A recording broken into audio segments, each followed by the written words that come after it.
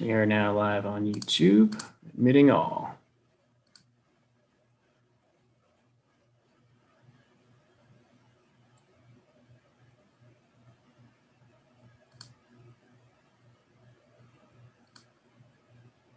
All right, thank you everybody for joining us on behalf of Dallas Public Library staff to hear from environmental quality folks about air quality and our health. Just as a couple of housekeeping notes, all attendees are going to be joining this meeting muted. So if you have any questions for our Q&A portion, you can enter those in the chat at the bottom. Just another note as well, we are recording this program and it is going to be live on YouTube. So just keep that in mind. If you don't feel comfortable with that and you'd rather just watch it later on, you will be able to do so on the library's YouTube page. At this point, I will turn it over to Helen, who is going to introduce our speaker. Thank you so much. Thank you all for sharing your hour with us today. I am going to do a quick presentation and so that we can give as much time possible to our guests. I am really excited to be a part of this Earth Day Everyday series. I am Helen Dulac. I'm with Dallas Environmental Quality and Sustainability, and we are in partnership with the Dallas Public Library to present different sessions to you every Thursday at noon. I just wanted to spend a tiny bit of time just to tell you a little bit about our department because you might not have ever heard of us before. We were actually formed in 2004, but back then we were called the Office of Environmental Quality. In 4 years, we helped the city to achieve a special green certification that we still hold today that makes us look at our operations through an environmental lens so that we have less of an impact on the environment when we do our daily operations and provide you service. In 2018, we went through a restructuring and our department actually doubled in size. And we also changed our name to reflect that. So we are now Dallas Environmental Quality and Sustainability. With that restructuring, we created a expanded and combined outreach and engagement team that I am a proud member of. In 2019, Mayor Johnson formed the Environment and Sustainability Committee of City Council. They meet on Mondays in the mornings, and you are welcome to watch those meetings, and the full council meets on Wednesdays. And if you have heard of our department, it's probably because earlier this year on May 27th, the city adopted the Comprehensive Environmental and Climate Action Plan known as CCAP. And we're really excited to have this as our 30-year roadmap to improve the environment as we move forward. And a lot of things you'll see the city does will be in line with this, including today's presentation is part of Goal 8, all Dallas communities breathe clean air. I mentioned that our department doubled in size. Those groups in green that you see are the ones that joined us in 2018. I want to take just a moment to talk about stormwater.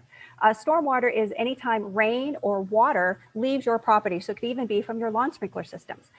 That water travels down the street all the way to those big drains at the end of the street. Those are called storm drain inlets. And they have one job, and that's to remove the water so the streets don't flood. They do a great job and they remove that water quickly, but they do it so fast that that water is not cleaned or it's not treated before it connects to a creek or a stream and then eventually into one of our lakes or the Trinity River.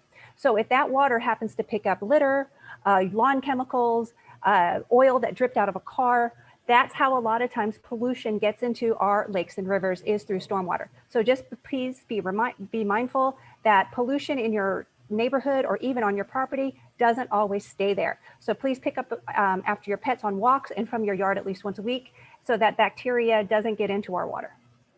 I mentioned that I'm a member of the outreach and engagement team, and we want to empower Dallas to save the earth. And we do that by doing virtual presentations like this and in-person presentations when we're allowed. You can invite us to speak at your HOA or different clubs and organizations. We have a lot of materials for children all the way from K to college. And we also do seminars, events, and activities. Speaking of seminars, we have the WaterWise Landscape Tour and Seminar. The seminar will be on November 7th. And the tour is actually open now. You can submit your landscape to be part of the tour. It's going to be all virtual this year, and that's at savedallaswater.com. If you invite us to speak to your organization, group, or club, we can talk about environmental topics from A to Z, all the way from air quality to zero waste. We have a website called greendallas.net. Please visit it if you'd like to learn more. Also, you can invite us to present through that website. If you ever have a question for me or any of my coworkers, please send an email to greendallas@dallascityhall.com. And we are on social media. We are Green Dallas TX on Facebook and @GreenDallas on Twitter and Instagram.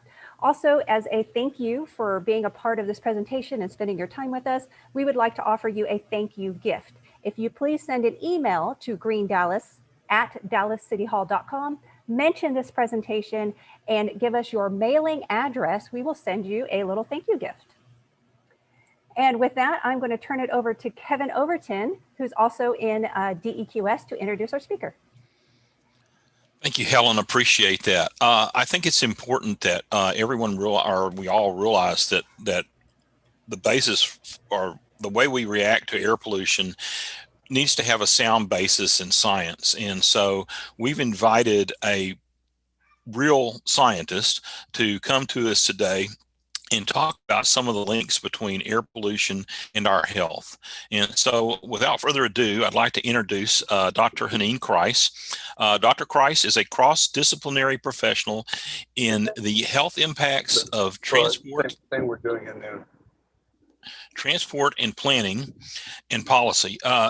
She has training in transport planning and engineering, vehicle emissions monitoring and modeling, air quality monitoring and modeling, exposure assessment, systematic reviews and meta-analysis, health impact and burden of disease assessment, policy options generation, cross-disciplinary collaboration, curriculum development, and the science policy link in transport and health data. She also has experience and has worked in the fields of epidemiology, childhood asthma, climate action, and the co-benefits of and knowledge translation. So just a little bit more, Dr. Kreis worked on her graduate studies at Leeds Institute for Transport Studies and the Leeds Institute of Cardiovascular and Metabolic Medicine. Both of those are in the UK. She also worked in close collaboration with the Center for Research and Environmental Epidemiology at the Barcelona Institute for Global Health. And currently, Dr. Kreis works at the Texas A&M Texas Transportation Institute. And she also is affiliated with the Center for Advancing Research in Transportation, Emissions, Energy, and Health, which is abbreviated CAR-T. So currently, Dr. Kreis is working with transport emissions, air pollution exposures, and health, and leads in both Europe and US.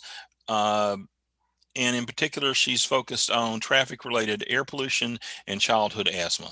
So without further ado, I'd like to allow Dr. Kreis and let her jump in with her presentation. And thank you all for attending. Okay, hi everyone. Thank you, Kevin, for that introduction. And I want to thank Kevin and Judy for inviting me to give this talk. Let me see if I can start by sharing my screen. Let's see.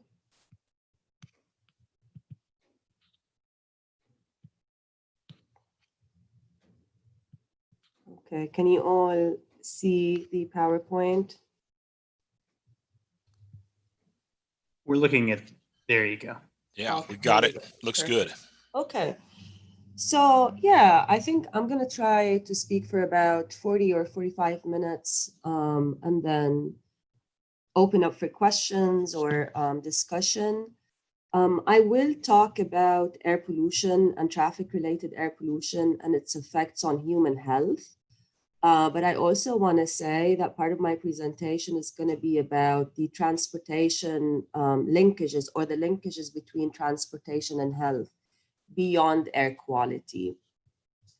So this is how I structured my presentation.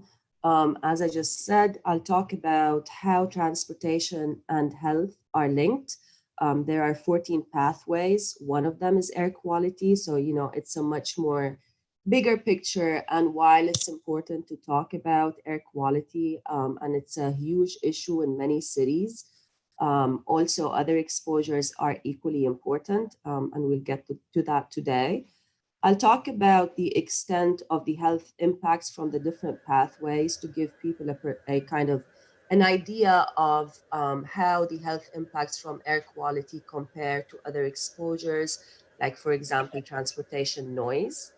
And then I will narrow down the focus and just show some data on air quality until the end of the presentation, talking about sources of air pollution, the full chain between traffic activity and health, how air pollution, especially air pollution from traffic, varies on a spatial scale.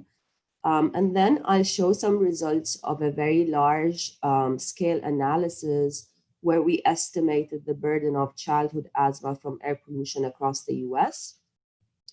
And finally, I'll talk about how these health impacts are not equally distributed. This is what we call in the field environmental justice or environmental injustice in most cases. And I'll touch on very briefly on some of the mitigation strategies that we know work for mitigating air pollution and its adverse health impacts. So the linkages between transportation and health, what I'm showing here is a conceptual model that we recently came up with to describe how transportation decisions link to health outcomes. This is just a figure or a graphic. It's based on a couple of years' work looking at the literature and discussing these linkages with experts and trying to find like the most up-to-date data and the most robust scientific evidence that explains how certain exposures are related to transportation and then how these exposures might impact health. And what I'll do here is I'm going to briefly take you through this conceptual model, just looking at the different kind of layers of it. So on the top, you see these 4 boxes. These are the things that constitute our transportation systems in cities.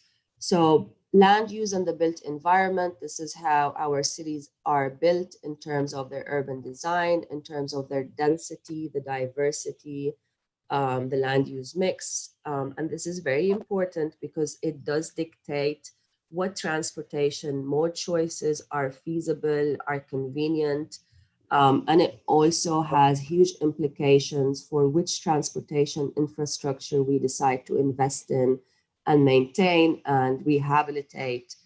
And the final box to the right is something that we recently added to this model because it's a big thing right now in the transportation sector. We're talking a lot about technologies or disruptors and how they might change the landscape of transportation, but also impact health outcomes related to transportation. So under this category, connected and autonomous vehicles would fall there, electric vehicles as well, also things like 3D printing and freight vehicles. So there's a lot going on in this kind of area. And we don't know much about it, partly because these technologies haven't been widely adopted, so we don't have the data. And there are only a few modeling exercises to give us an idea of what the impacts of these technologies might be. And I'll touch briefly on that later in the presentation. So when we think about the different exposures or lifestyles for which there is scientific evidence to link them to transportation decisions, to those kind of 4 boxes that I just showed, we think of 14 pathways to health, which I'm showing on this graphic. On the left side, the blue ones are the pathways that are beneficial to health. These are related to transportation, for example, green space and aesthetics.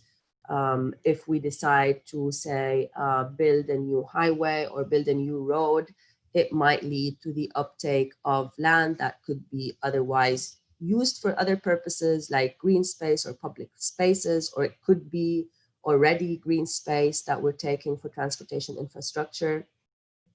Physical activity is a little more obvious.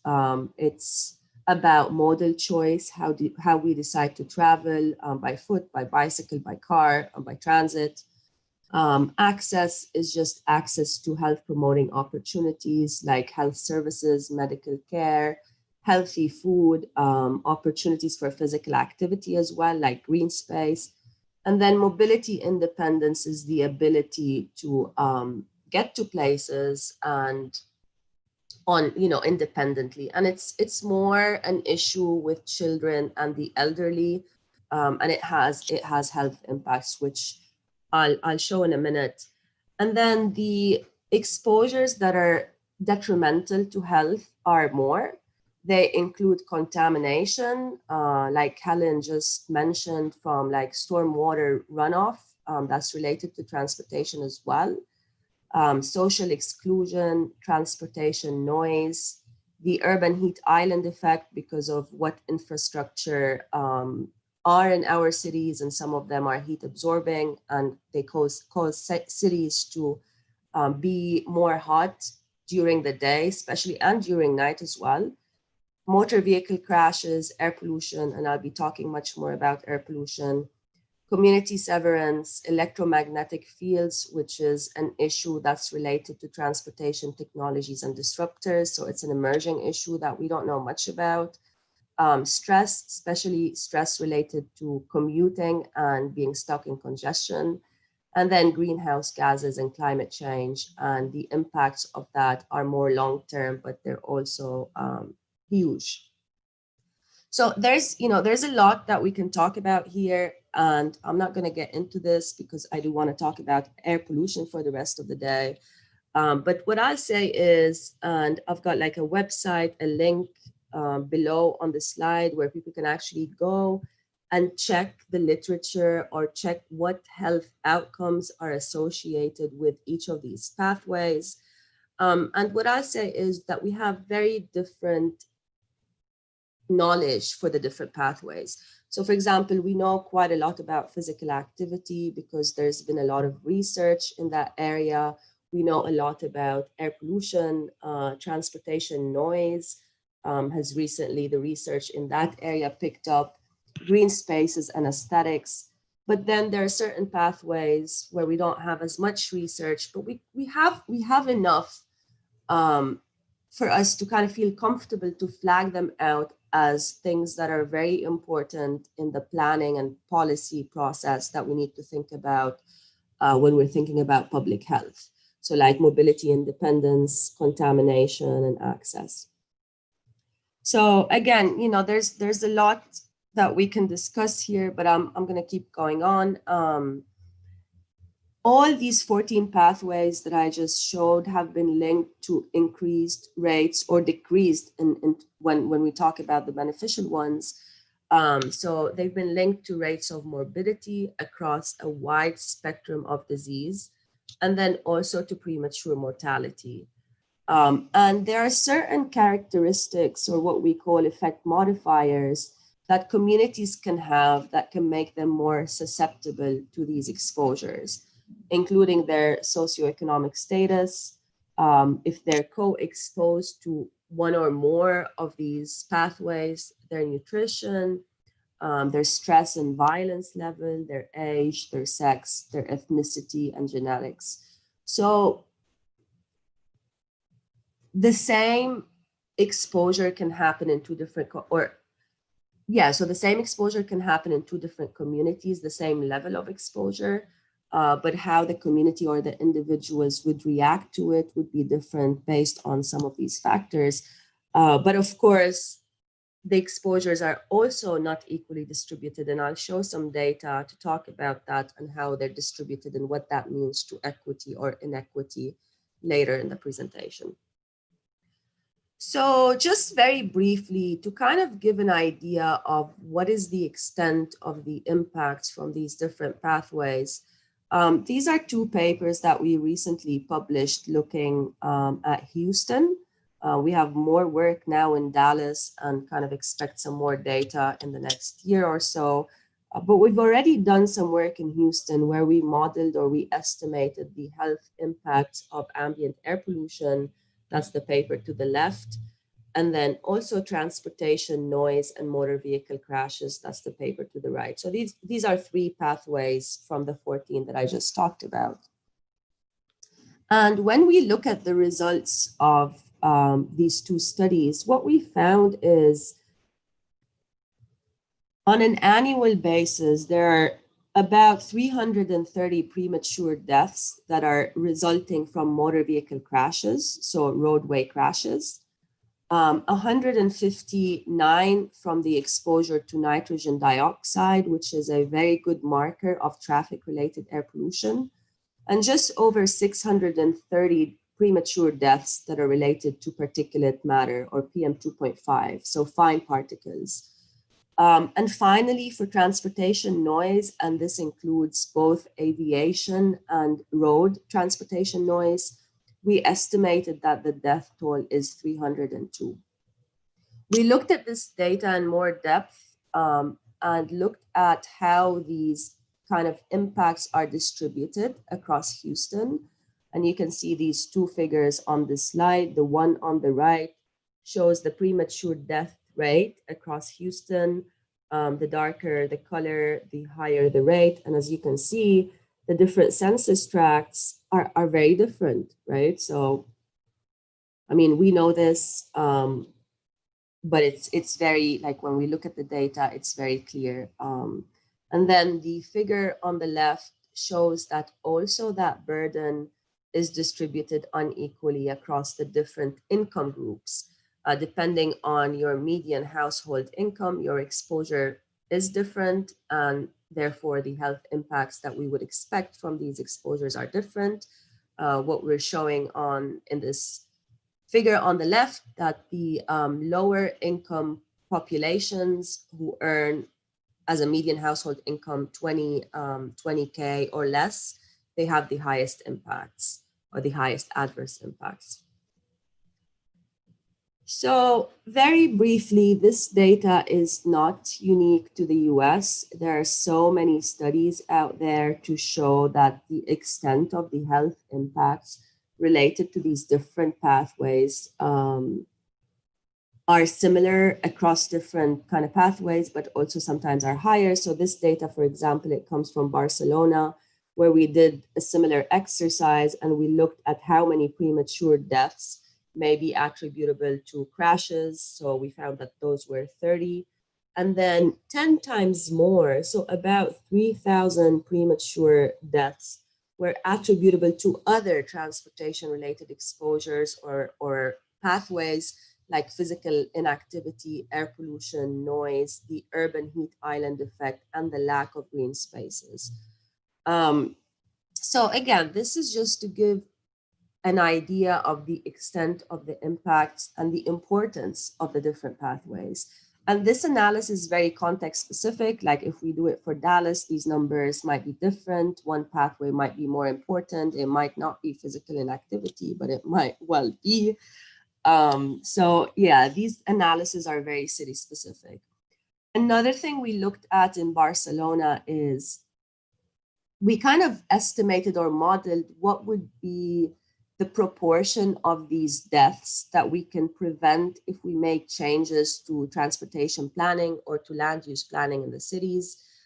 They have an initiative that I don't really have too much time to get into called the super blocks, where the city is planning to transform a lot of the blocks across the city, kind of making the speed limits on the road network less, bringing it down from 50 kilometers per hour to 10 kilometers per hour, and giving a right of way to pedestrians and bicycle users instead of cars, and also adding public spaces and green spaces in those, what they call the super blocks.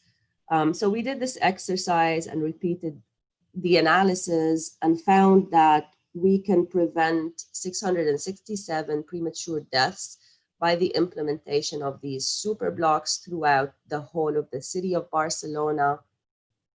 And what that means in economic terms is that we might save $1.8 billion a year from the prevention of those deaths or premature deaths.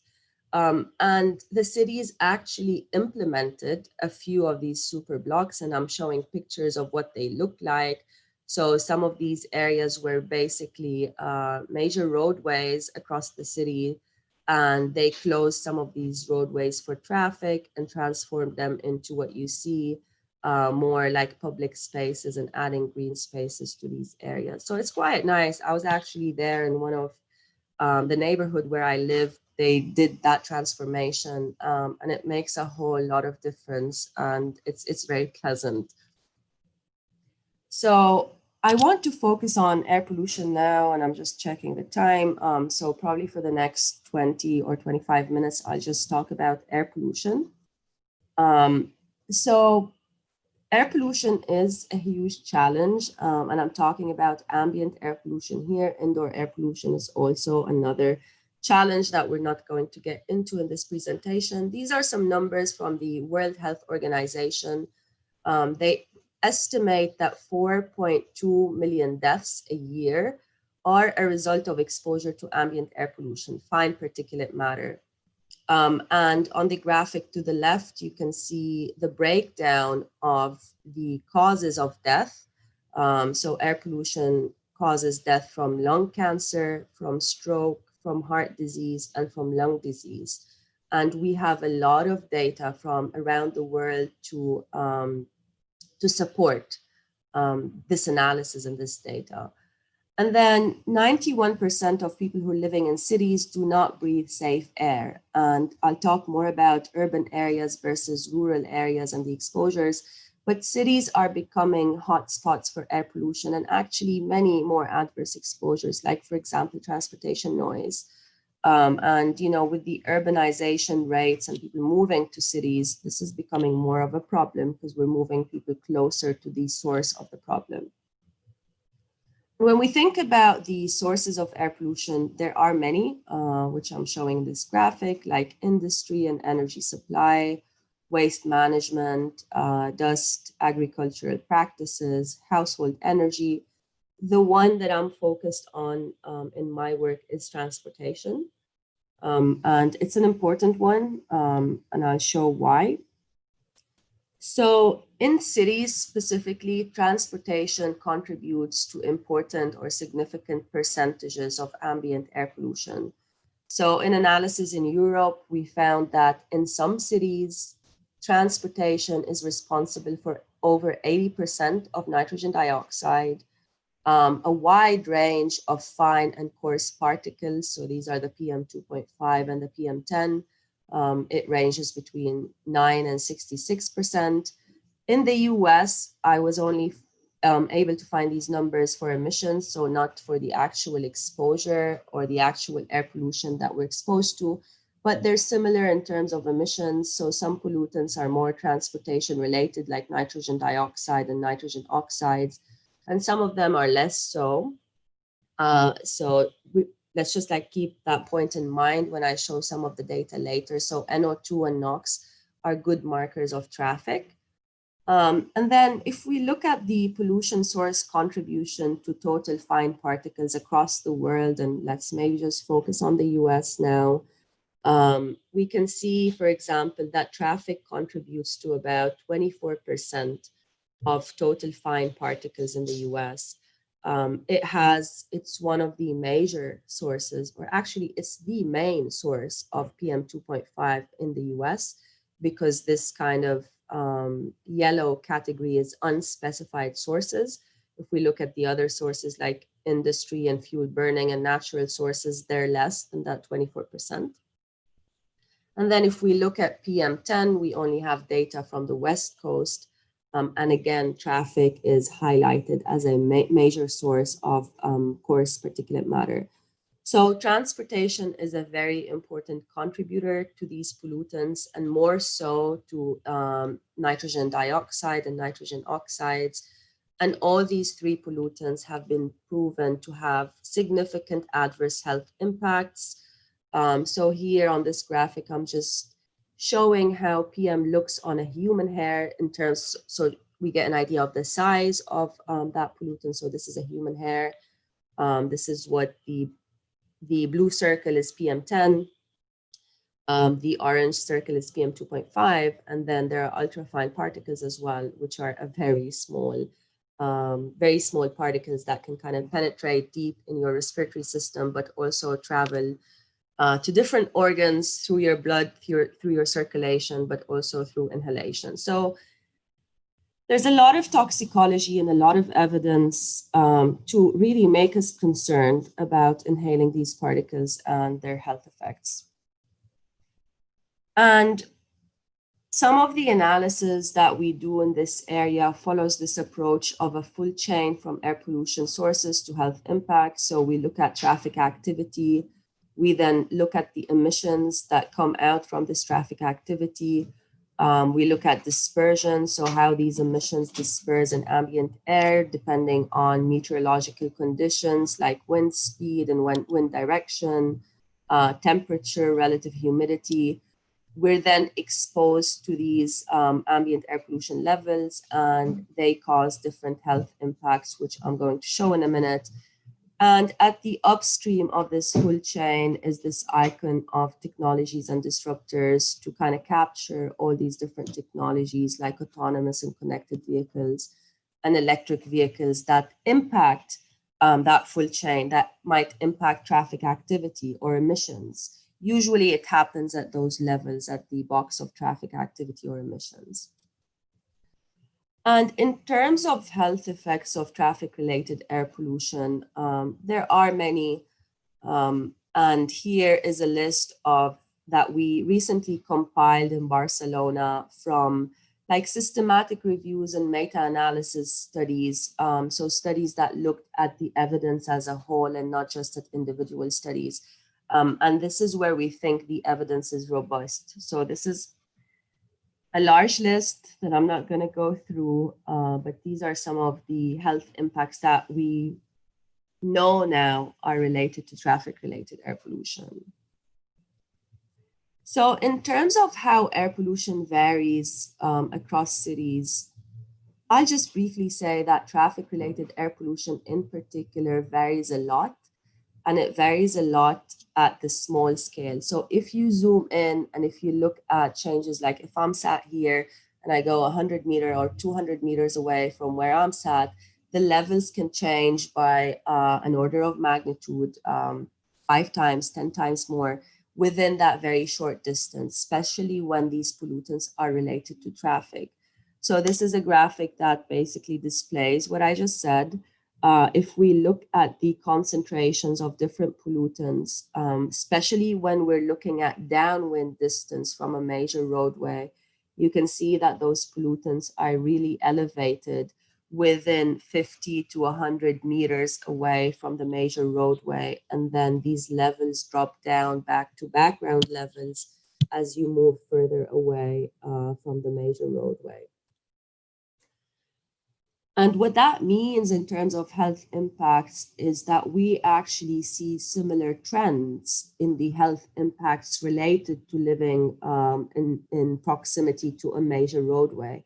So this, for example, this is a graphic that shows the odds of a child getting new asthma or being diagnosed with a new asthma case in association to living within these different buffers from major roadways. So what we see here is if a child lives further than 300 meters away from a major roadway, their risk of getting asthma does not increase. This is what the one means. It means it's just baseline risk. While if children live within 75 meters from a major roadway, their risk or their odds of getting asthma are 50% higher than those who live further. These are important percentages. In environmental health or environmental epidemiology, 50% higher risk is quite high. So I've done quite a bit of work around childhood asthma, and I want to show some data for the US from a study or a couple of studies that couple of studies that we recently published. In these studies, we wanted to look at or estimate how many cases of childhood asthma might be attributable to air pollution exposures across the whole of the United States. We looked at kids between birth and 18 years of age, and we looked at 2 time periods for which we had data for the year 2000 and the year 2010. We wanted to see how the exposures and the associated health impacts differed in that decade. And we looked at 48 states and Washington, D.C., included over 70 million kids in our modeling exercise. 80% of them lived in urban areas. And we looked at 3 pollutants, which I've been talking about throughout this presentation. So nitrogen dioxide, PM2.5, and PM10. And we conducted all analysis at the census block level, which is the smallest geographical level for which we have census data available.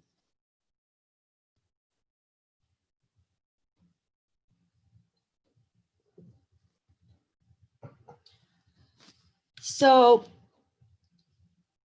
this was a big modeling exercise, and I'm not sure the methods are so interesting for this talk, but if people are interested, maybe we can get back to that in the questions and answers portion of the talk. But for now, I just want to show and explain the results.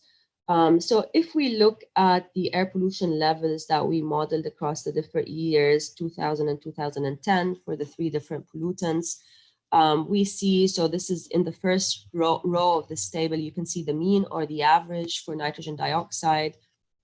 It dropped down, or it was reduced from 20.6 micrograms per meter cubic to 13.2. That's a 36% reduction. You know, that's great. That's definitely what we would expect, because a lot changed in those 10 years in the right direction. So we would expect reductions in air pollution and therefore reductions in the health impacts.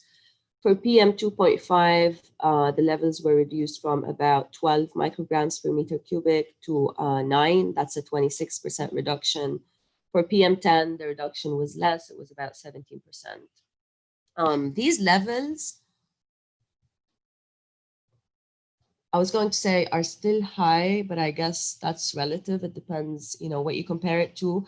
I think they're still high. They still cause a very significant burden of disease, which I'm going to show now. But before that, we wanted to understand how these pollutants would impact the risk of developing asthma in children between birth and age 18 years old. So this is a lot of data as well. This is a meta-analysis. This graphic contains data from 1 million kids. And I just want you to look at this diamond towards the end. And what that says is, with a 4 micrograms per meter cubic increase in nitrogen dioxide, a child's risk of getting asthma increases by 5%. This is what this diamond and what this number in the red box is saying. And this is a statistically significant increase. And then in this graphic, what I'm showing is the same results for PM2.5. And what this is saying is that for every 1 microgram per meter cubic increase in exposure to PM2.5, the risk of a child getting asthma increases by 3%, and this increase is statistically significant. And then when we move to the final pollutant, PM10, this is saying that for every 2 micrograms per meter cubic increase in exposure to PM10, the risk of a child getting asthma increases by 5%.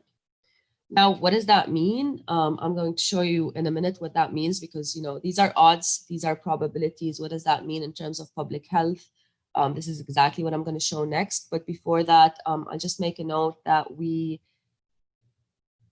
sourced our health data, our baseline asthma incidence rates from surveys conducted by the Centers for Disease Control and Prevention, the CDC. It doesn't matter too much, but these are the results. So what those percentages mean when you combine them with the exposure levels for children, this is what they mean. They mean that in year 2000, we had over 209,000 cases of new childhood asthma that we think happened because of nitrogen dioxide exposure. This number was reduced in year 2010 because of the reduction in air pollution that I just showed. And that percentage, so this number represents 27% of all childhood asthma cases in the year 2000, and then 18% of all childhood asthma cases in the year 2010. So for example, the 18%, that means that if very hypothetically and very theoretically, we eliminate children's exposure to nitrogen dioxide, we would be able to prevent over 141,000 kids from getting new childhood asthma, or we would prevent 18% of those childhood asthma cases. And in this table, you can see the different numbers for the different pollutants and for the different years. You know, besides the public health implications of this, what we're working on right now, I don't really have any results to show yet, but we're also trying to monetize and put a dollar value on these numbers to kind of show what they mean in terms of healthcare savings. So this is something that we'll probably have more results on in the next few weeks. So another part of this project was to show this data by county. And this is the data, this is the burden of childhood asthma related to nitrogen dioxide in the year 2000. And this is the data for the year 2010. And you can see how there has been a drop in the percentage of childhood asthma related to air pollution, again, because of the drop in air pollution levels. This is open access data. I've put the link down here. People can actually go to this website and like press on their county and find out how air pollution levels changed between the year 2000 and the year 2010 and what that meant for children's asthma. So I want to get back to environmental justice issues because we looked in more depth at this data and how the air pollution levels and the attributable health impacts are distributed across different census blocks. So here I'm showing that distribution by both income and whether kids lived in a rural or an urban cluster or an urbanized area. And what we see here in the first kind of panel of this graphic is that in rural areas, the burden and air pollution levels increased with increasing income. In urban clusters, air pollution levels decreased with increasing income. And then in urbanized areas, these are the most dense areas in the US. There was an interesting kind of U-shape where the lowest income groups, they had the highest burden and the highest air pollution exposure, but so did the highest income groups as well. So this, you know, this last above $75,000 median household income. In terms of living location, we looked at this data for all the different states, and there was definitely a very general trend across most, but not all states. So if we look at Texas, the trend is if you live in a rural area, your exposure and your health impacts are estimated to be much less than if you live in an urbanized area. And if, again, we look at the states and we look at the distribution of air pollution and the health burden by median household income group, in many states, we see that U-shaped trend, not in every state, but again, if we look at Texas, we do see it. So the lowest income groups are the most impacted, and then the second group would be the highest income group. And this trend, again, is not consistent across all states. So for example, we don't see it in Washington, DC. We don't see it in Vermont, but we do see it in some states more obviously than others, like Illinois and New York and and Texas. So I've got two more slides And this is just to point out that there are actually many policy interventions or strategies that are available for cities to curb traffic emissions and traffic-related air pollution. And this is something that we're becoming very interested in. So, you know, the policy solutions for some of these problems. And I don't have data to show yet, but we are conducting a very large scale, what we call a systematic evidence map, looking at all these different strategies in the table to the left and how they might impact emissions and air pollution across cities from the world. So we'll have more results from that by the end of the year. That's kind of our timeline. But very briefly, some of the strategies that the literature supports for reducing traffic-related emissions, air pollution, health impacts are to limit vehicle emissions and traffic-related air pollution by less driving, more public transport, cycling and walking, stricter emission standards, using electric vehicles and near zero emission vehicles, but there are big caveats there related to the production of energy and also related to non-exhaust emissions. Those are the kind of emissions that are resulting from tire and brake wear and the resuspension of road dust, which don't go away with the adaptation of electric vehicles.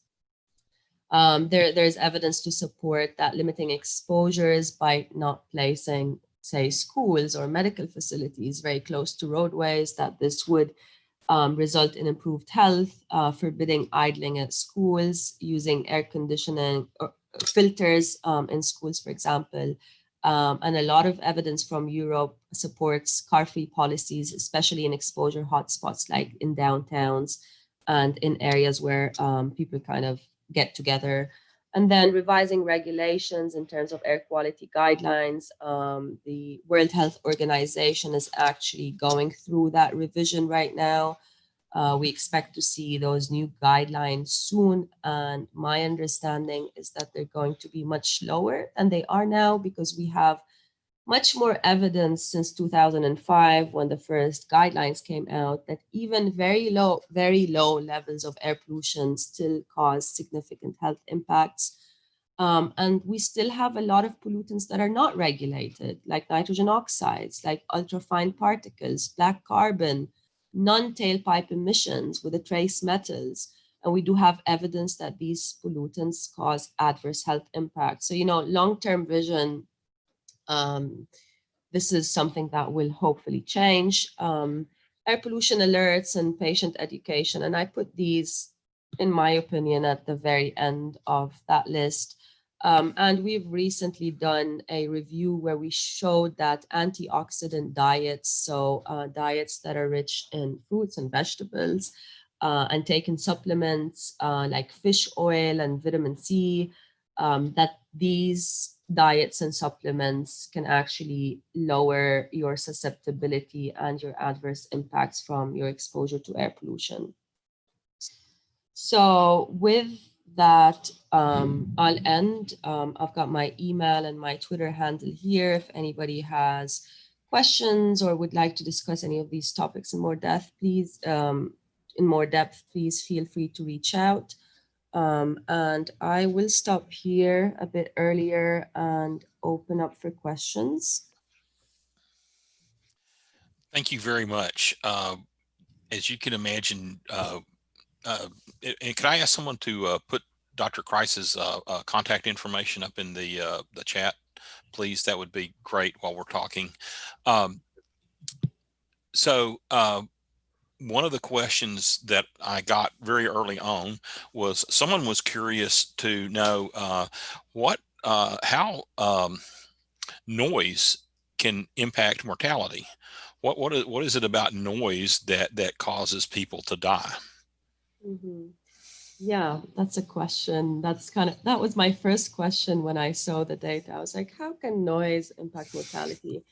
So actually, and interestingly, it's some of the same mechanisms that air pollution by which air pollution impacts mortality. And some of them are different. The different ones are related to stress regulation.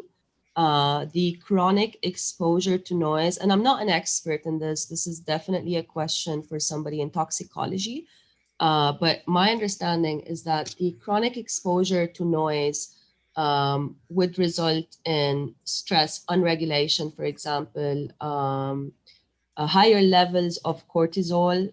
And when those happen chronically, that would have impacts on cardiovascular health and even cognitive function and cognitive health. So this is one pathway by which noise impacts mortality, because eventually, I mean, mortality would happen with a certain disease, right? So if you develop a certain cardiovascular disease and it results in your premature mortality, we would link that back to the cause of the cardiovascular disease, which in this case is noise.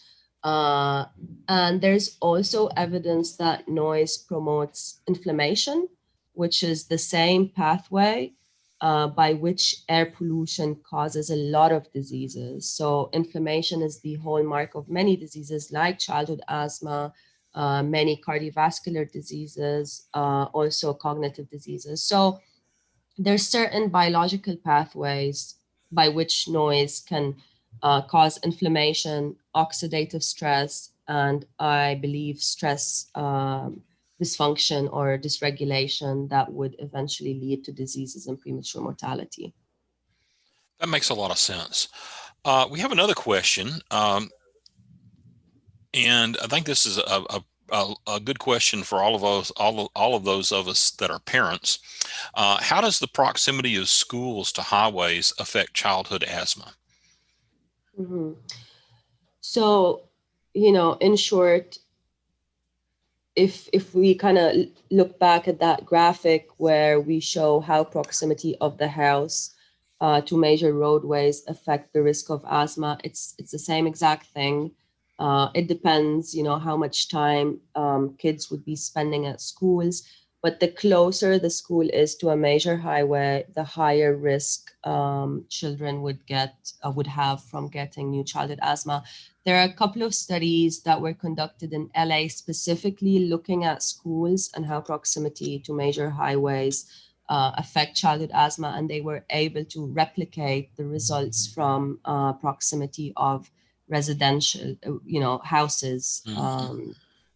Also at schools. So it's the same thing. It increases the risk of asthma depending, and the magnitude of that increase, it depends on how close or far your school is from the major highway.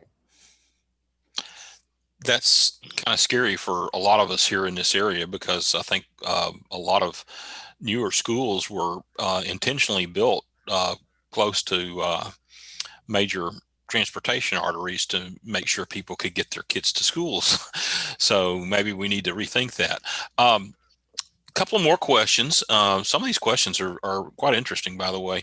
One of the questions is, someone noted that in your graph of the distribution showing the different states and the income levels and the impacts, that Illinois was quite similar to Texas, and they were curious about if there was any obvious reason for that.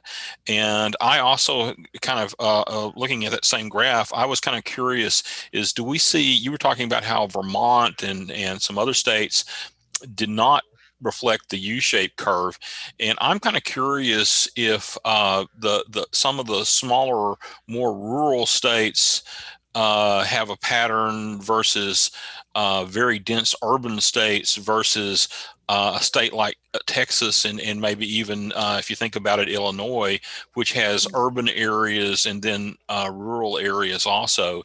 If that urban, rural, large state, small state, if that comes into play on that kind of information.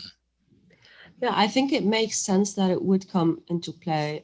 We didn't have data to look into it, but I compared our results to results from other literature, and that kind of U-shaped trend is something that's been reported before. And the kind of explanation for it is that households with lower incomes would usually live, in cheaper areas that might be much closer to sources of air pollution, whether that be industry or a major highway. But then households with higher income might decide that they want to live downtown or in central business districts or, in areas that are quite dense and busy and active in terms of traffic. And then that would also increase their air pollution levels. So I think, that U-shaped might be partially explained by that. Now the differences between the states, I'm not so sure. I think, what you said, Kevin, about, more dense and rural versus urban states makes sense. We don't, we didn't look specifically into that. But yeah, it seems like the bigger states where most of the population is in urban areas in the bigger cities, you see that U-shaped curve, while in other states, that's not the case. Another question that kind of came up here is, and I think you and I have already discussed this to some extent, but you have data from all over the world. You have Barcelona, you have Houston in particular. Can we take that data and apply it directly to our area here in Dallas-Fort Worth, or do we need to be cautious doing that? Do differences in the different locations? Should we be aware of those before we draw conclusions from other areas? Yes, it's like this analysis is very context specific. And what I mean by that is, for example, like we looked at Barcelona and most of the deaths were related to nitrogen dioxide exposure. And for example, they weren't related to physical inactivity. I lived there for a while. I can kind of tell you why that might be. People are actually very physically active in Barcelona. Over 40% of all trips, or actually, I think the percentage is higher. I can't remember it, but definitely over 40 or 50% of all trips are made by on foot or by biking. So that's very context specific. That's not the case in Dallas. And then also it's a very dense city. So people are living very close to the sources of air pollution. So that's why the deaths related to nitrogen dioxide are much higher than the deaths related to physical inactivity. When we did this analysis somewhere else, that wasn't the case. Like in Bradford in England, physical inactivity popped up as the most important factor. So these are context specific results, but this kind of analysis is the kind of thing that we can do for Dallas and we can do for Houston, and actually give very specific recommendations that are context specific. I guess another question along those same lines is you talked about what they're doing in Barcelona with the neighborhoods and reducing the traffic, and I mean I love that idea. It really seems to have a lot of attraction, but if we do that here, or if we were to do that in Dallas, in urban Dallas, would that have the same? I mean, would that help us here, or well? And I guess the broader question is, are there things that other people are doing around the world that we can adapt to work here in Dallas, or do we need to do our own studies and our own science before we look at those things? Yeah, there's a lot out there, Kevin. Like I think there are definitely lessons to be learned and things that are transferable to Dallas for sure. If you want like more specific details, you can replicate that kind of analysis and model a strategy and come up with numbers that are related to Dallas population. But there is a lot of evidence that the general notion of reducing traffic and inducing a modal shift from driving to okay, walking and biking, maybe it doesn't make too much sense in many areas of Dallas, right? But like public transit, for example, and yes, walking and biking for some of the shorter trips. You know, I lived in College Station, Texas for 3 years without a car. It was absolutely miserable, but like there are options. So I think there are definitely general lessons and strategies that can be transferable. But it would be ideal if you assess a strategy in the specific context that you're interested in. And that is something doable. So, you know, that's, yeah, that's my thought on that one. I think you're on mute, Kevin. Mute. Sorry, I was on mute. Have a dog barking in the background. I didn't want anybody to disturb anyone. I think we're almost out of time, but I do have one more question, and that question is, as consumers, can switching to green energy for our homes make a significant difference in our air quality, in our health, in air quality or our health? I'll get it out right in a minute. I would guess so. I don't know the answer to that. I haven't looked at, you know, I haven't looked specifically at that, but I would definitely guess so. But yeah, I don't know the answer to that. Okay, thank you. I think that probably concludes our session for today. Helen, do you want to make an announcement about next week? I see you put it up in the chat. Do you want to go ahead and make an announcement on that before we leave? Thank you. Yes, thank you, Kevin. And thank you so much, Dr. Kreisch. This was yes, thank you, Dr. Kreisch. So we really appreciate you coming in here and doing this. It's always informative. I always learn something new when I listen to you, and I hope everyone else enjoyed it as much as I did. Thank you for having me. Thanks. Yeah, this was definitely, we are very fortunate that you shared your research with us, because it's not often that we get to hear this side and actually see the true science behind different things, and to see how similar we are from the rest of the world.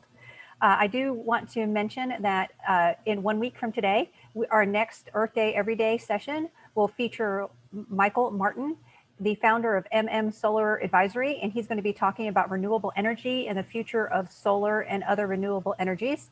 And there is a link to register for that right now in the chat. And on behalf of Dallas Environmental Quality and Sustainability, the Dallas Public Library, and our guest speaker, Dr. Kreisch, thank you so much for spending your time with us. And we hope to see you in another session. And remember, if you would like that free thank you gift, send an email to greendallas@dallascityhall.com. Thank you.